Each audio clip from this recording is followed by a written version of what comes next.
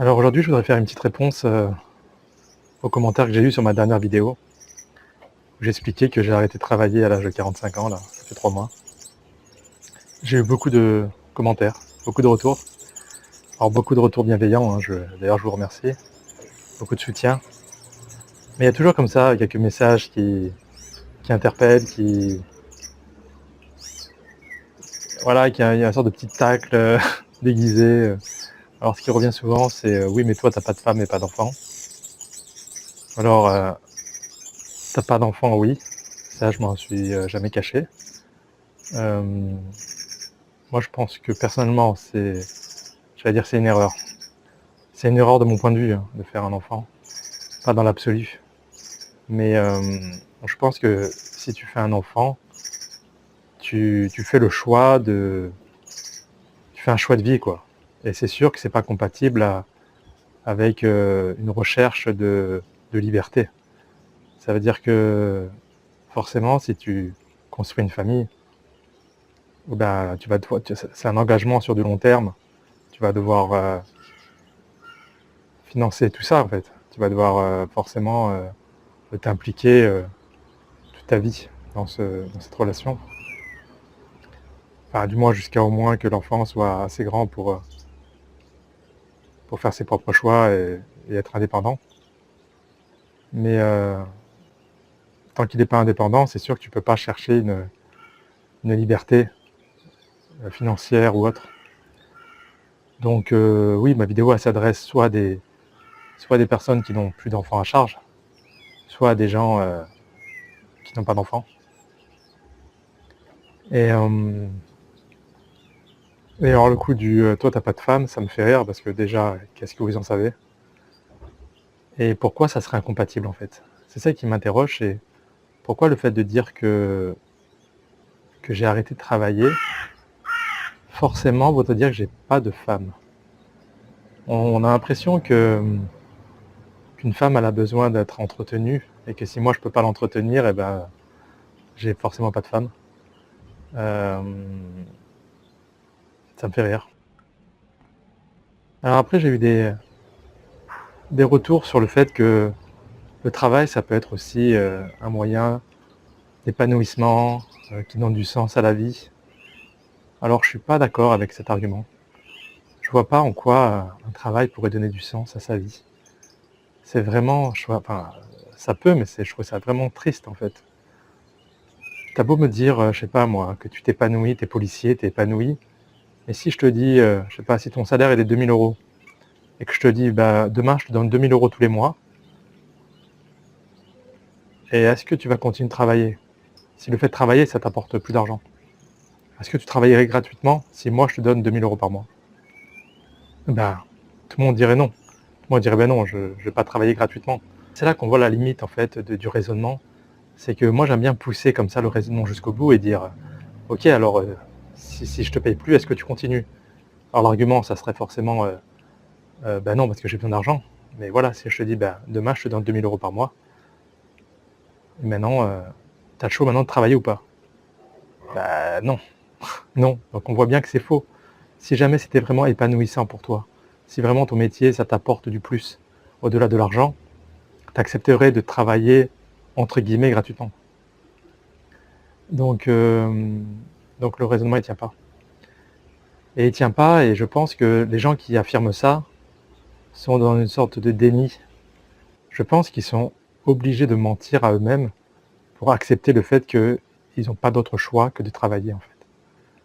Donc c'est plus facile de dire non, moi je suis épanoui, moi ça me plaît.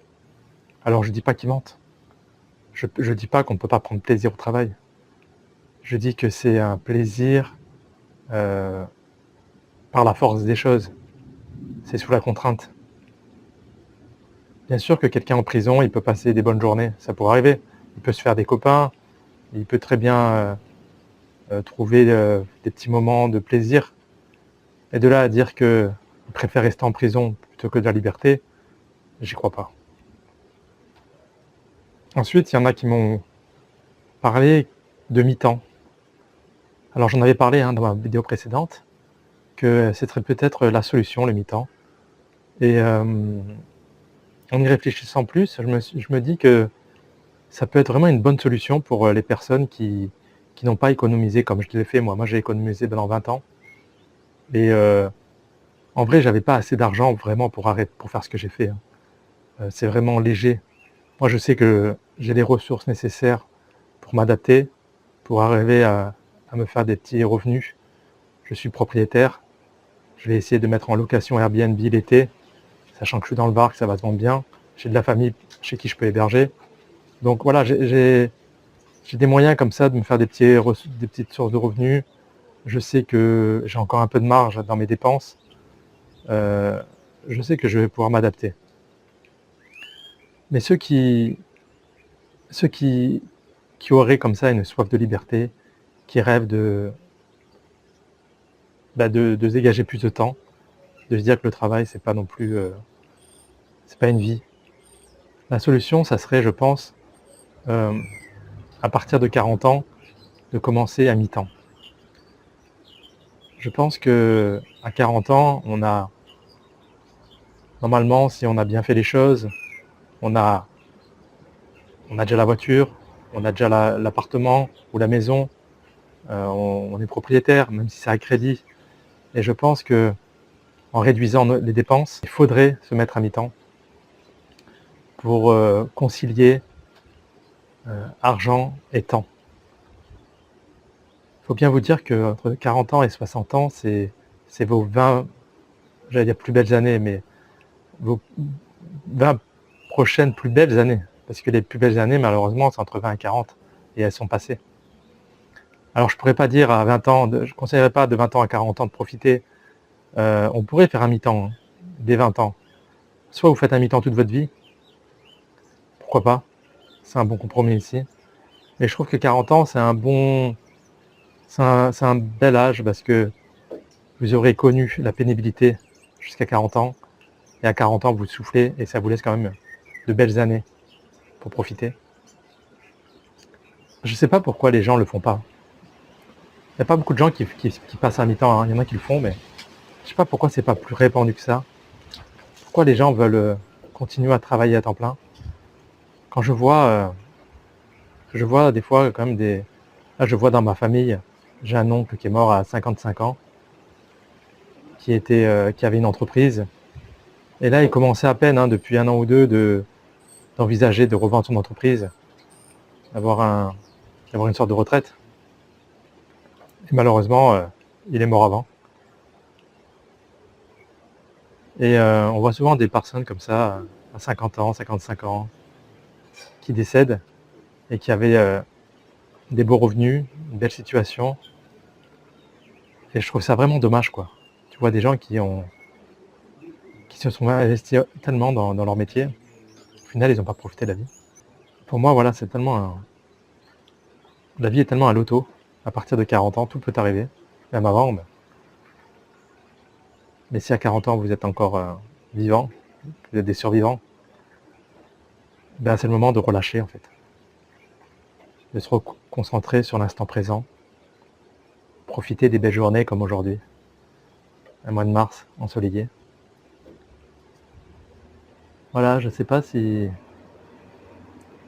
c'est quelque chose qui vous parle, de profiter de la vie, ralentir, aller à contre-pied de ce qui se fait, c'est-à-dire arrêter la surconsommation, arrêter, arrêter de regarder la télé, c'est anxiogène, arrêter les réseaux sociaux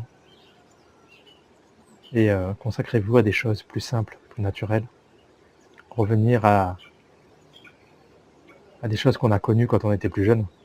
Je pense que ceux de ma génération, des années 80-90, on a connu un monde sans téléphone, on a connu un monde plus simple. Alors je suis pas dans le c'était meilleur, c'était mieux avant, hein. Il y a plein de choses qui ne sont pas bien. On a gagné en confort, mais il faut savoir sélectionner son confort. Il y a des choses qui sont bien, il y a des choses qui sont utiles. Moi j'adore avoir internet, j'adore le confort, mais il y a des conforts inutiles. Et avoir le dernier téléphone, avoir la plus belle voiture, tout ça, ça sert à rien. Il y a une course comme ça à vouloir être dans le paraître qui est inutile. Donc si vous restez à des choses basiques, oui, avoir une voiture, oui, avoir internet, oui, oui, manger bien, oui, avoir un toit décent, pouvoir bien se chauffer, OK. Mais pour le reste, vous pouvez faire énormément d'économies, vous pouvez faire énormément de choix pour avoir une vie simple, être en meilleure santé, profiter de la vie. Quand je dis profiter de la vie, c'est pas faire la fête tous les soirs, hein. Quand je dis profiter de la vie, c'est simplement respirer, prendre le temps, ne pas être stressé. Pour moi, c'est ça la belle vie. Je vous dis à bientôt.